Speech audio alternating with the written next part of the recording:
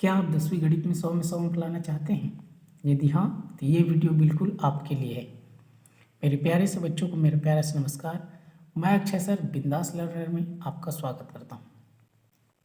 2020 set सी का सवाल है ये सही विकल्प देखिए पहला दिया है, यदि पी एक्स बराबर 2x² माइनस 3x प्लस 6 हो तो P2 का मान होगा।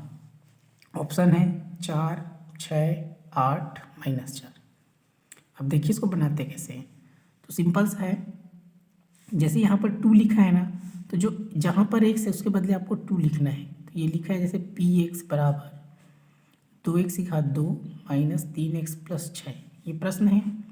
अब जहाँ x है उसके बदले आपको क्या लिखना है, 2 लिखना है। तो ये 2 हो गया, x के बदले आपको 2 लिखना है घात 2, फिर ये 3 x के बदले लिखना है 2 और ये प्लस 6।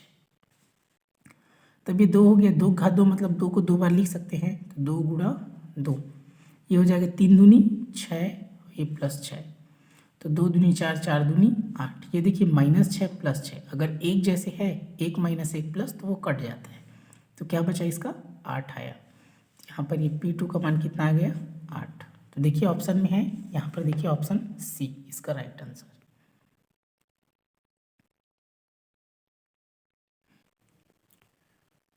दूसरा है, वर्ग समीकरण 4x 4x² minus 4x plus 1 बराबर 0 के व्युत्कर का मान होगा।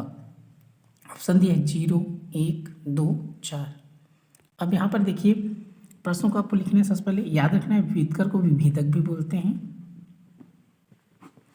ऐसे फार्मूला होता है विभेदक का, d बराबर होता है b² माइनस 4ac। ये फार्मूला आपको याद रखना है। अब यहाँ पर देखिए क्या क्या दिया है, a b c, तो ये आपको यहाँ से मिल जाएगा। यहाँ से ये a का मान है, ये b का मान है और ये किसका मान है, c का मान है। तो a बराबर क्या हो जाएगा 4 हो जाएगा, b बराबर -4 होगा, चिन्ह को देखना है, और c बराबर क्या हो जाएगा 1 हो जाएगा। तो आपको चिन्ह पर भी ध्यान देना है। अब इस मान को आपको रख देना है, सिंपल सा है।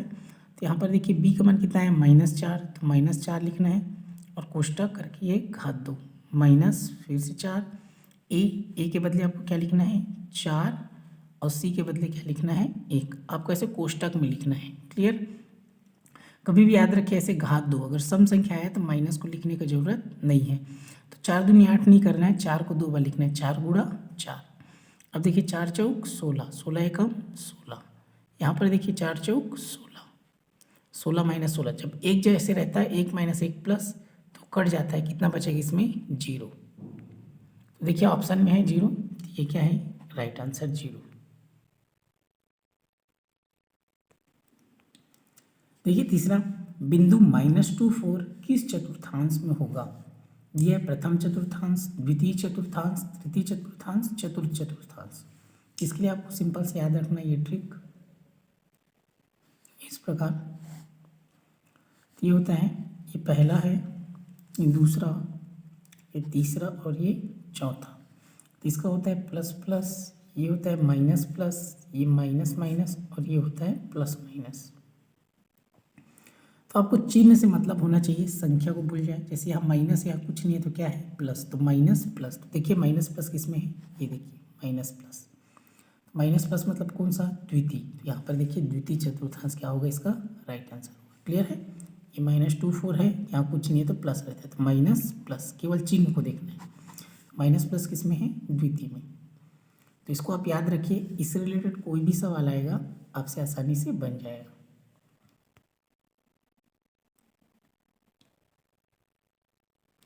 देखिए चौथा दिया है, साइन 30 गुणा कॉसेक 30 का मान होगा 1, 2, -1, -2। तो यहाँ से आप याद रखिए, इसका हो जाएगा जैसे ये साइन 30 है,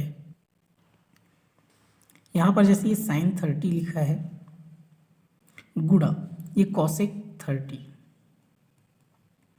तो यहाँ सबसे पहले आप याद रखिएगा, चूंकि साइन का उल्टा होता है कॉसेक या कॉसेक का उल्टा होता है साइन, मतलब ऐसे आप लिख सकते हैं साइन 30 गुणा कॉसेक को जब उल्टा करेंगे तो ये 1/sin हो जाएगा। ये फार्मूला से होता है, ये दोनों कट जाएगा, कितना बचेगा 1। क्लियर है, इसका फार्मूला होता है चूँकि कॉसेक थीटा बराबर 1/sin थीटा, मतलब कॉसेक को नीचे लाएंगे तो क्या हो जाएगा साइन। तो ऐसे भी आप देख सकते हैं इन दोनों का अगर आप गुणा करेंगे तो कितना हो जाएगा, एक ही होगा। जैसे ये दोनों गुणा के रूप में है, जैसे ये इधर आ जाएगा तो sine theta into cosec theta बराबर कितना आ गया, एक। तो गुणा के रूप में है तो डायरेक्ट आप एक लिख सकते हैं, अगर एक दोनों एक जैसे होना चाहिए। 30 है तो 30, 60 है 60, अगर एक जैसे है और इस प्रकार रहेगा तो एक आप लिख सकते हैं। क्लियर है इतना।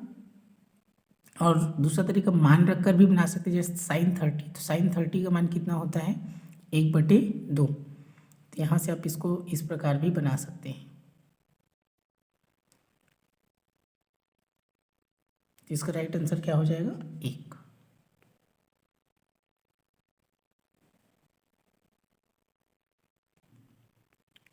देखिए पांचवा है, यदि सावधि जमा खाता में ब्याज की गणना छमाही आधार पर की जाती है तो वार्षिक दर लिया जाना चाहिए।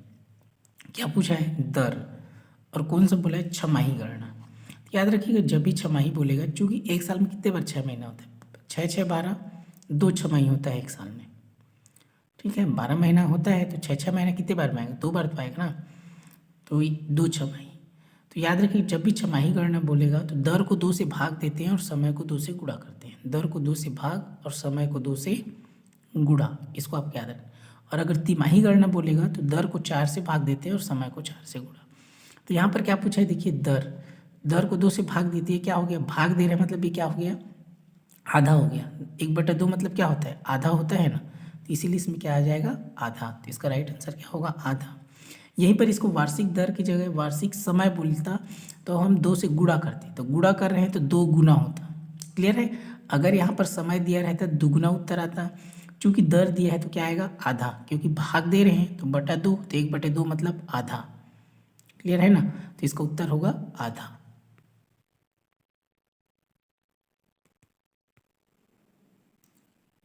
देखिए खंड व रिक्त स्थानों की पूर्ति कीजिए। पहला दिया है कर्णी 5 + 1 और कर्णी 5 - 1 का समांतर माध्य है। यहाँ पर याद रखिए समांतर माध्य का फॉर्मूला होता है, ये होता है a + b/2। इतना को आपको a मान लेना है पूरा और इतना क्या मान लेना है b। देखिए a की जगह में आप रखेंगे कर्णी 5 + 1 प्लस b की जगह में आपको लिखना है कर्णी 5 - 1 पूरे का बटा 2। अब जब भी ऐसा है जो एक जैसे है, 1 - 1 प्लस कटता है, तो देखिए -1 + 1 कट गया। कर्णी 5 नहीं कटेगा क्योंकि दोनों प्लस है, तो ये बचा कर्णी 5 + कर्णी 5/2। तो यहाँ पर 1 रहता है और यहाँ भी 1 रहता है, तो आपको 1 और 1 को जोड़ना है, तो 1 और 1 कितना हो जाएगा 2। कर्णी 5 को नहीं जोड़ना है, 5 5 10 ऐसे नहीं करना है, बटे 2, 2 और 2 कट गया, कितना आया कर्णी 5। तो इस प्रकार कर्णी 5 यहाँ पर आप लिख सकते हैं।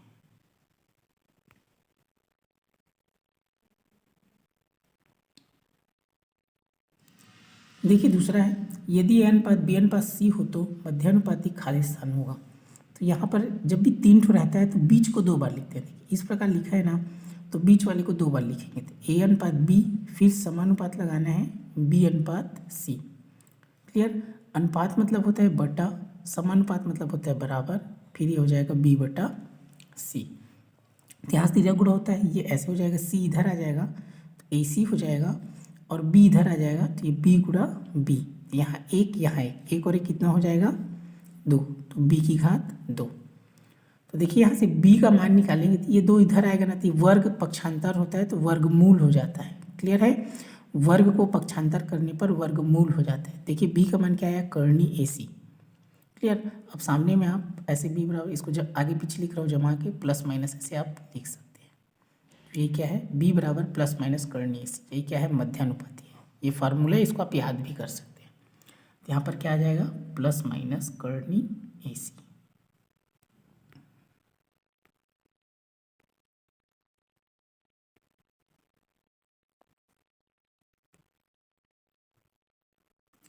देखिए तीसरा है, दो वृत्त सर्वांगसम होते हैं यदि उसकी रिक्त स्थान बराबर हो। तो देखिए सर्वांगसम मतलब होता है सब चीज़ बराबर होनी चाहिए। तो कोई भी वृत्त सर्वांगसम कब होगा, जब मान लीजिए ये वृत्त हम बनाए 2 सेंटीमीटर का। क्लियर है। सर्वांगसम मतलब सब चीज़ बराबर, मतलब जो एक दूसरे को आपस में ढक लेते हैं। तो तो अगर हम 2 सेंटीमीटर का ही बनाएंगे वृत्त, ऐसे ही अगर हम 2 सेंटीमीटर का ही बनाएंगे, क्लियर है, तभी ये दोनों एक दूसरे को ढक पाएंगे। तो यहाँ पर देखिए अगर ये 2 और इसको आप 3 कर दिए तो एक छोटा हो जाएगा और एक क्या हो जाएगा, बड़ा हो जाएगा, और एक छोटा बनेगा और एक बड़ा बनेगा, मान लीजिए, ठीक है। तो ये दोनों एक दूसरे को ढक पाएंगे क्या, नहीं ढक पाएंगे। तो क्या होना चाहिए, ये 2 है तो ये भी 2 होना चाहिए। तो ये क्या है, त्रिज्या है। तो दो वृत्त सर्वांगसम होते हैं यदि इसकी क्या, त्रिज्या है बराबर। यहाँ पर याद रखिए क्या होना चाहिए, त्रिज्या है। तो त्रिज्या बराबर होगा तभी सर्वांगसम होगा। सर्वांगसम मतलब पूरा बराबर होना चाहिए वो।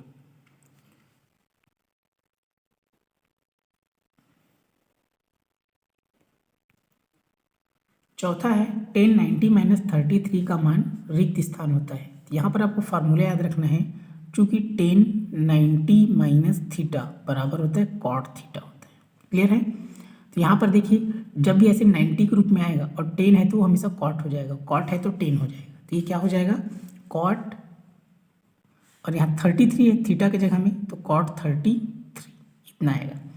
अगर याद रखिए यहीं पर आता cot 45, cot 60, cot 30, तो उसका मान लिखना पड़ता, क्लियर है। चूंकि 33 का टेबल में तो इस प्रकार मान नहीं है, तो इसीलिए क्या करना है, इसको cot 33 आपको लिख देना है। तो इसका फार्मूला आपको याद रख लेना है, tan 90 है तो cot हो जाएगा, cot 90 है तो tan हो जाएगा, साइन का cos होता है, इस प्रकार आपको याद रखना है। तो ये cot है ना, cot, COT।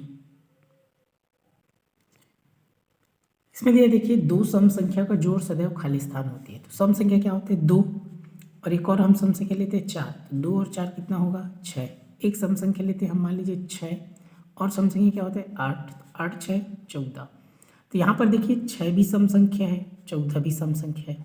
इसे क्या समझ में आता है, अगर हम दो सम संख्या को जोड़ते हैं तो वो सदैव क्या आएगा, सम संख्या। तो यहाँ पर हम लिखेंगे सदैव क्या होती है, सम होती है।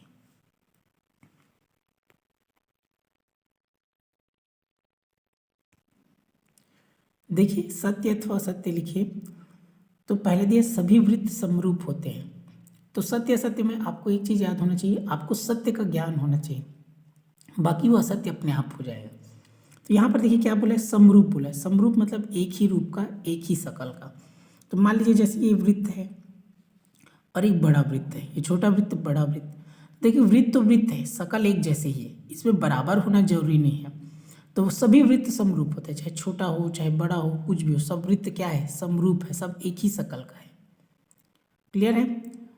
तो इसको आप याद रखना, ये क्या आएगा, सत्य आएगा। तो जैसे कि ये हो गया, जैसे जुड़वा बच्चे होते हैं, जुड़वा बच्चे होते तो कहते हैं क्या है, एक ही शकल का है, ठीक है, रंग रूप एक जैसे है, लेकिन जरूरी नहीं है उसका जो हाइट है, ऊंचाई एक जैसे हो, वजन एक जैसे हो, वो जरूरी नहीं है एक जैसे, लेकिन शकल एक जैसे रहता है। तो एक जैसे शकल है तो समरूप बोल सकते हैं, क्लियर है। और जो सब चीज़ बराबर है, मान लो जुड़वा बच्चे हुए, उसका हाइट भी एक जैसे है और वेट भी एक जैसे है, शकल भी एक जैसे, सब चीज़ एक जैसे, तब वो सर्वांगसम होता। लेकिन केवल शकल एक जैसे है तो समरूप होगा, हाइट वेट अलग अलग है तो, क्लियर हुआ। तो सभी वृत्त समरूप होते हैं, ये सत्य है।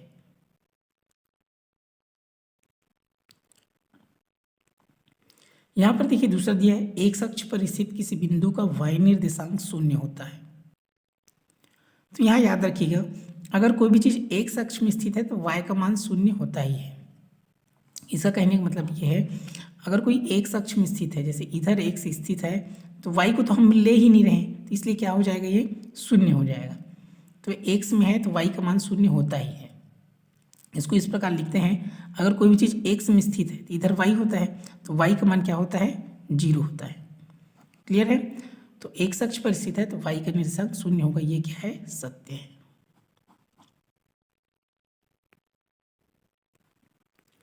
तीसरा है, घन में 7 कोरें होती है। कोर मतलब होता है भुजा। तो आपको अब देखिए, अब यहाँ पर हम देखते हैं, घन बनाते हैं पहले। घन, घन याद रखिए वो वर्ग से बनता है। तो ये जैसे वर्ग बनाए, क्लियर है, ये वर्ग, अभी घन नहीं बना, ये वर्ग है। तो भुजा कितना हो गया, देखिए 1 2 3 4, इसी को भुजा बोलते हैं, 1 2 3 4। अभी कितना हो गया, 4। अभी देखिए और कैसे बनेगा, आधा में लेते हैं, ये 5 6 7, ये 8, अभी 4 फिल हुआ, क्लियर हुआ? 1 2 3 4, उसके बाद और देखिए 1 2 3 4, तो कितना हो गया? 4 तिया 12। तो यही क्या है? इसका भुजा है या कोर है। क्लियर? तो आपको सत्य का ज्ञान होना चाहिए। घन या घनाभ कुछ भी पूछे, उसका कोर होता है 12, तो इसलिए क्या हो जाएगा? असत्य हो जाएगा। तो सत्य का ज्ञान रहे, बाकी तो कुछ भी बोल देगा, 7 के बदले 8 बोल देगा, 9 बोल देगा। तो आपको याद रखना है, घन या घनाभ कुछ भी पूछे, उसका कोर कितना होता है? 12। और शीर्ष का आप याद रखेंगे तो इसका शीर्ष होता है 8। जैसे ये शीर्ष में इसको बोलते हैं शीर्ष। ये 1 2 3 4, फिर ऐसे करेंगे 4 के बाद ये 5 6 7 8, तो शीर्ष कितना होता है? 8। ठीक, तो एक कोर हो गया 12, शीर्ष हो गया 8।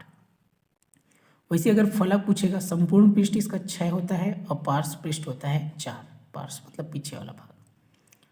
संपूर्ण पृष्ठ 6, पार्श्व पृष्ठ 4। संपूर्ण पृष्ठ या फलक 6 और पार्श्व पृष्ठ या फलक कितना होता है? 4 होता है। देखिए चौथा है सेवा कर अप्रत्यक्ष कर होता है। तो इसको याद रखिए, सेवा कर क्या होता है? प्रत्यक्ष कर होता है, इसीलिए क्या हो जाएगा? असत्य हो जाएगा। ये जो सेवा कर है ये क्या है? प्रत्यक्ष कर है, तो ये क्या है? असत्य है। यहाँ पर देखिए, किसी त्रिभुज में दो भुजाओं का योग तीसरी भुजा से छोटा होता है। तो जब भी आप त्रिभुज बनाएंगे तो याद रखिए, जैसे कि हम बनाते हैं, तो मान लीजिए समकोण है, ये 3, ये 4 है, ये 5 है। तो यहाँ पर देखिए दो भुजाओं का योग, तो ये जैसे ये दोनों जैसे देखिए, तो 3 + 4, तीसरी भुजा से क्या है? ये 4 3 कितना हो गया? 7, और ये क्या है? 5, तो 7 क्या है? बड़ा है। तो हमेशा याद रखिएगा, किसी त्रिभुज में दो भुजाओं का योग तीसरी भुजा से क्या होता है? बड़ा होता है। क्लियर है इतना? तो यहाँ आप याद रखिएगा, इसमें बड़ा आना था, तो ये क्या हो जाएगा? असत्य आ जाएगा। अगर इसी में बोला होता दो भुजाओं का योग तीसरी भुजा से बड़ा होता है, तब ये क्या होता? सत्य होता। छोटा बोल दिया इसलिए क्या हो जाएगा? असत्य हो जाएगा।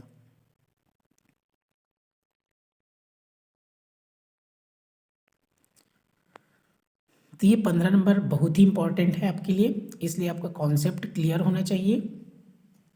इस वीडियो को ध्यानपूर्वक देखने के लिए आपका हृदय की गहराइयों से प्रेमपूर्वक